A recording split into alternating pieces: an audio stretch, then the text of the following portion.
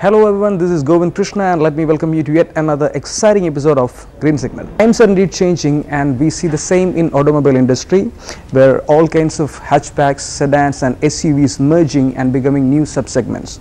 In the last few years we have seen the hatchbacks merging and becoming everything possible. So welcome to the first ever crossover from Toyota, the Toyota Etios Cross.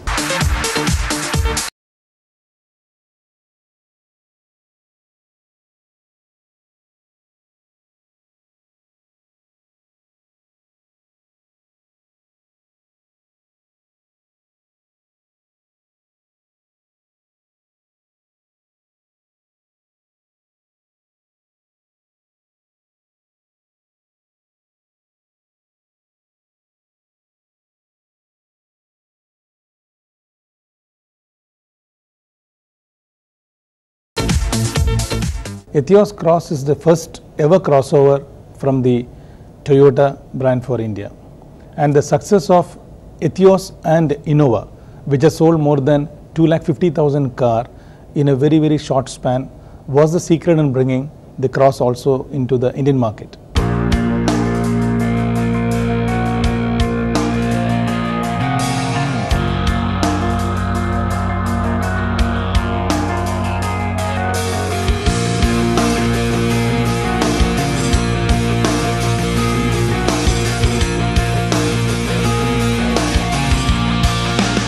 Cross was actually first launched in Brazil.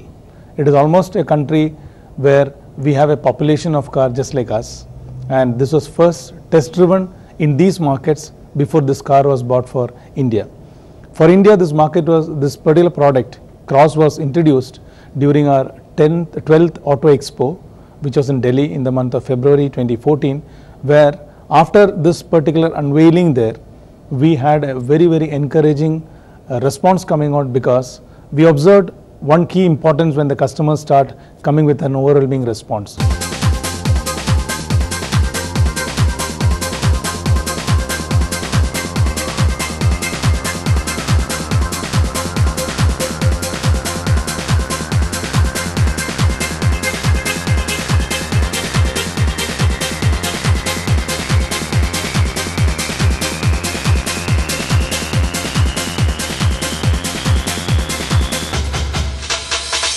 Speaking about the looks of the car, Toyota Etios is not an extremely good looking car which would make you wow when you see it for the first time. But talking about the Etios Cross, the first look and I'm in love with the car. I mean, that doesn't happen every time when I see a new car. But this car is an amazing looker. It's very muscular and it's so well designed that you'll feel it when you see it.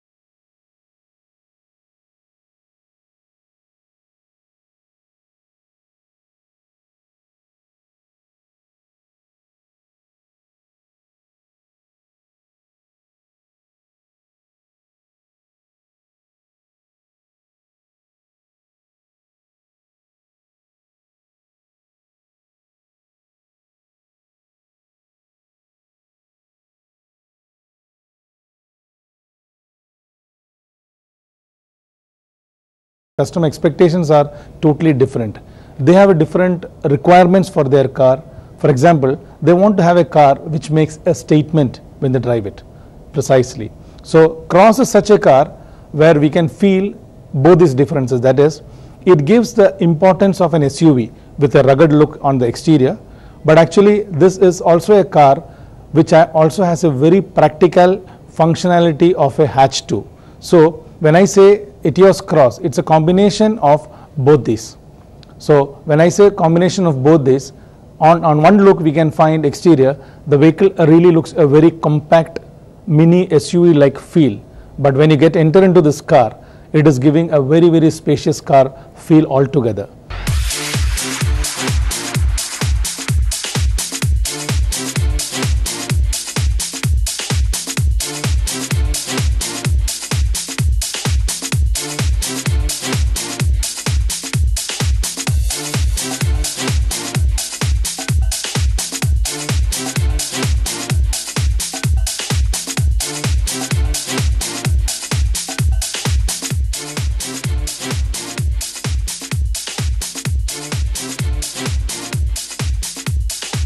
There is ample amount of room inside the cabin, with rear seat passengers having enough space to stretch out in utmost comfort.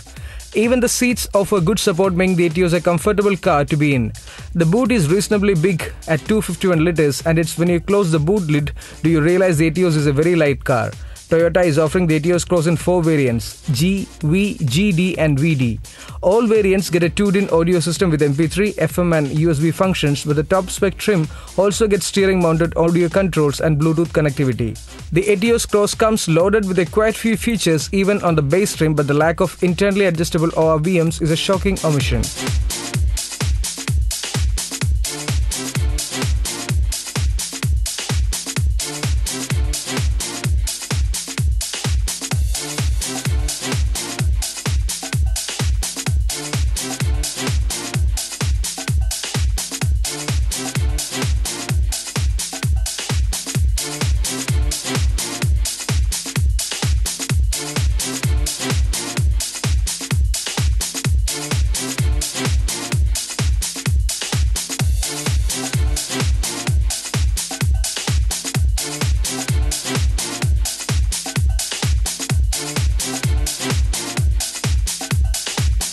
To boost up the performance appeal of the car, Toyota has done a very wise thing. With the Toyota Etios Cross, you get 3 different engine options, 2 petrol and 1 diesel, all mated to a 5-speed manual gearbox.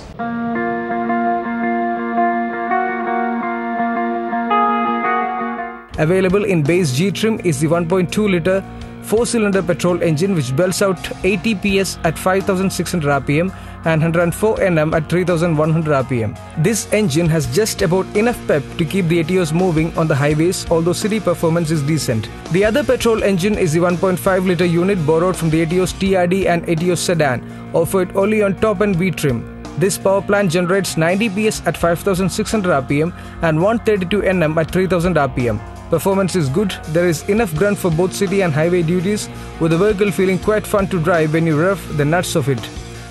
The light weight of the Etios Cross does have its benefits, which translates into quick acceleration. The Etios Cross weighs around 20 kg more than the Etios Leva, and the added weight isn't apparent with performance being almost identical to the hatchback. The most popular engine in the Etios Cross would without doubt be the diesel one, and thus Toyota has offered it in 2 trims, GD and VD. The 1.4-litre SOHC mill thrusts out a mere 68 PS at 3,800 rpm and 170 Nm between 1,800 to 2,400 rpm. In spite of the modest output, the diesel Etios Cross has good performance for both the city and highway. There is ample amount of thrust low down for ambling around the city, with turbo lag being almost non-existent. The mid-range lacks the punch and the top end isn't great either. The small diesel motor is frugal, returning a claimed 23.59 km per litre. Since noise insulation is below average, all engines are vocal inside the cabin, but with the 1.5-litre petrol motor, you do enjoy the soundtrack of the Etios Cross. It comes with a 2 petrol variant, both are with a double overhead cam with a 1.5 litre and a 1.2 litre on a petrol version. The diesel variant of Etios Cross comes with a 1.4 litre. It comes with a common rail diesel injection with intercooler. When I say all this, we are giving a technology advancement in the product line, which is going to be well accepted by my customers. And the outstanding factor about all this is it's going to be very easy to maintain, and it's going to be a car which will be enjoyed by each of the Toyota customers.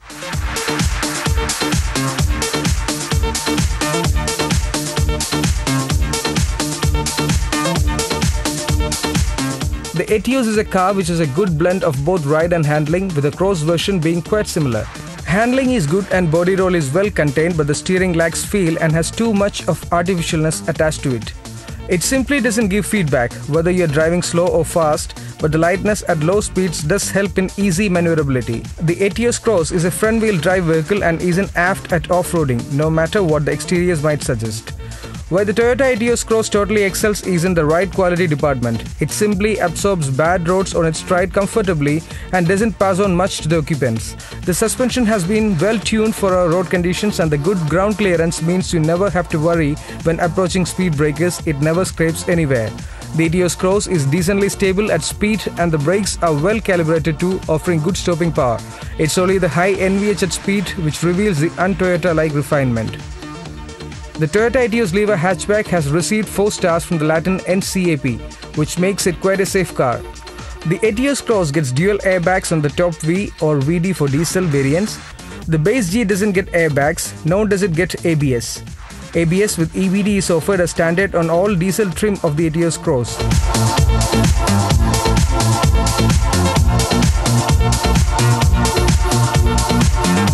Etios Cross has a very best-in-class or a best-in-class warranty, which comes with a 3 years or a 1 lakh, whichever comes earlier. So this warranty is being given by a company like Toyota is because we have confidence on this product and it has proven in Etios and the Lever. So Cross is nowhere different in that. It also has the same classification. Toyota always believes in great customer philosophy where all our product lines has a renowned QDR, which is called as a quality, durability, reliability, and it also comes with a safety and a real good styling. So all put together is a combination of Etios Cross, and market is really going to accept such products because it is a very stylish, well designed, and it's going to be a car which is surely going to make statement in the roads of Kerala.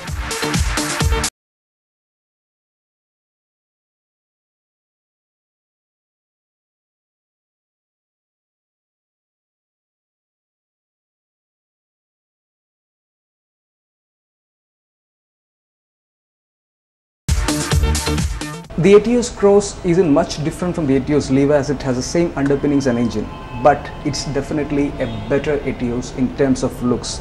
It's a stunner, it's an amazing looker. Give it a test drive and you will love it. I'm sure about that.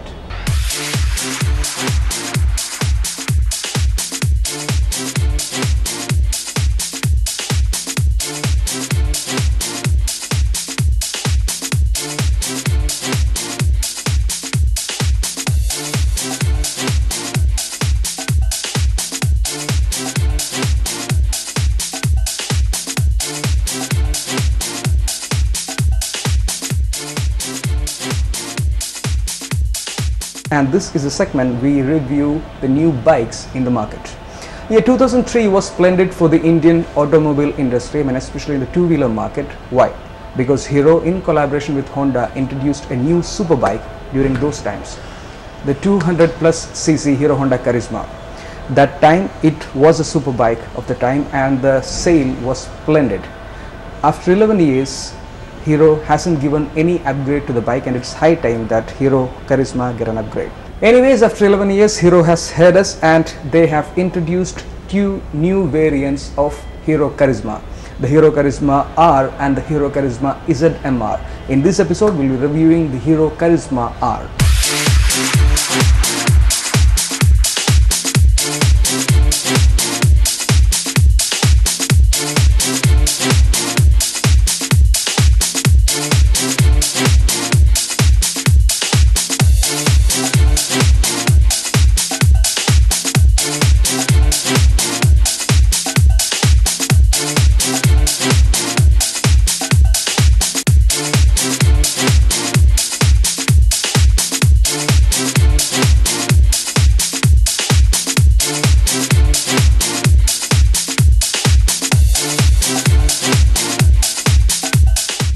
Styling wise, the Hero Karizma R can be compared to the old Karizma, but every single panel, every single piece is brand new in this bike. Hero has done a magnificent job in keeping alive the old Karizma charm.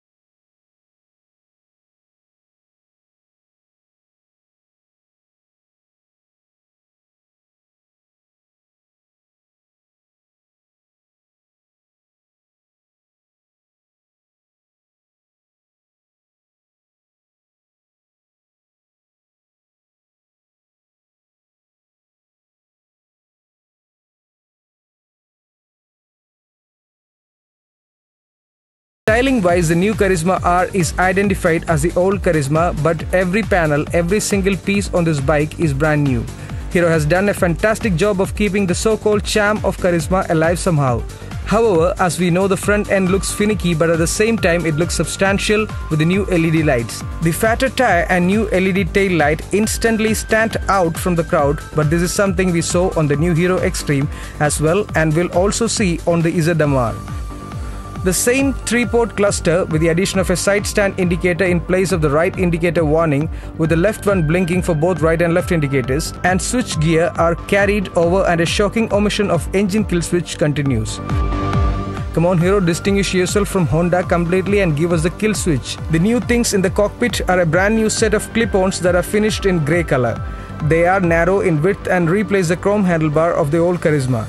Handling seems promising, maneuverability as always as light, and more feedback which comes through the handlebar is welcome. Ride quality stays superb, brakes are good too and offer a sure bite. Sit on the motorcycle and you notice the seat height is lower than before, but marginally. All this is to help the rider adapt to the new lower seat clip-on handlebar, which gives it a sporty riding position very much like the Honda CBR 250R. The seats are on the softer side and offer generous space to move around. Pillion seat is quite comfortable too.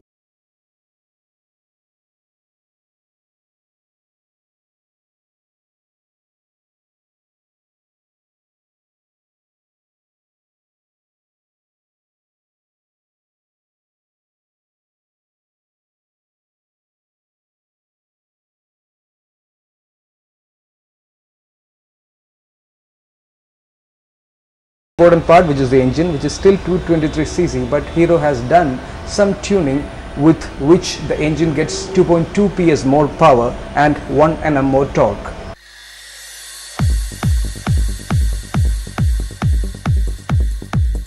Both of these outputs are produced at 1000 rpm lower than the previous model. To cope with the added power, Hero has slapped a 120 section soft compound tire at the rear on the same 18-inch wheel. The 0 to 60 km/h time is reduced by 0.2 seconds as per the Hero's claims, 3.6 seconds. How does that feel on the road? Well, it definitely feels more punchy than the older version by a substantial margin. All of this is possible because the engine feels the same in character. The same metallic clicking noise from the exhaust, same flawless, free and fast revving nature of the engine remains identical. What comes as a shock when we were riding the Karizma in its comfort zone, low and mid-end, was a rattling from the front fairing, something which has always been there but not sorted out till now.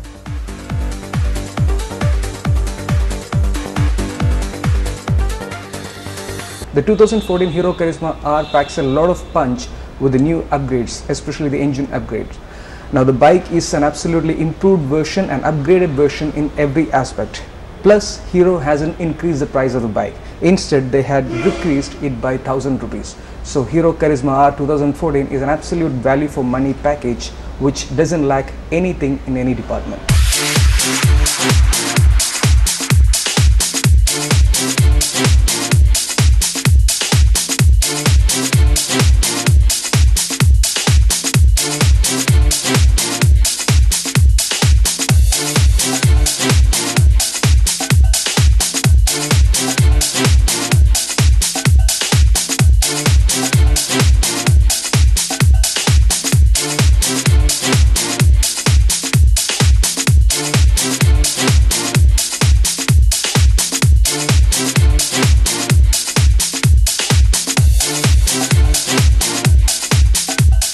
Alright, with that, let me wind up this week's episode of Green Signal. Next week, same time, same channel, same show. We'll be back with lots and lots of similar exciting stuff. Till then, it's Govind Krishna saying